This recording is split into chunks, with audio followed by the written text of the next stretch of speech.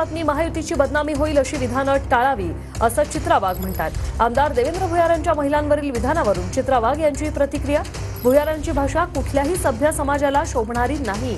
भुयारांच्या विधानाचा विपर्यास करून राजकीय पोळी भाजण्याचा प्रयत्न असं अमोल मिटकर यांनी म्हटलंय। भुयारजी, तुमच्या वाक्याचा मी निषेधच करते।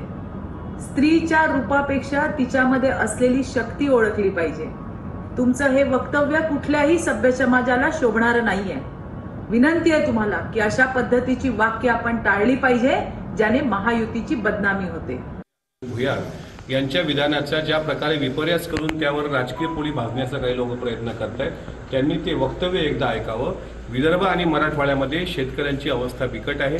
ही जी काही वस्तुस्थिती आहे ती त्यांनी त्यांच्या स्टाईलमध्ये मांडण्याचा प्रयत्न केला, मात्र त्याचा सोयीच्या पद्धतीनं विपर्यास मीडियावर झाला आणि काही पक्षाच्या महिला प्रवक्त्यांकडून त्याला फोडणी देण्याचं काम झालं। माझी त्या प्रवक्त्यांना विनंती आहे की ज्यावेळेस ही बातमी चालली त्यावेळेस सोशल मीडिया किंवा मीडियामध्ये खालच्या कमेंट तुम्ही वाचाव्या। देवेंद्र भुयार काही इतकं वादग्रस्त किंवा चुकीचं बोलले नाही ज्या पद्धतीनं ते रंगवलं जातंय।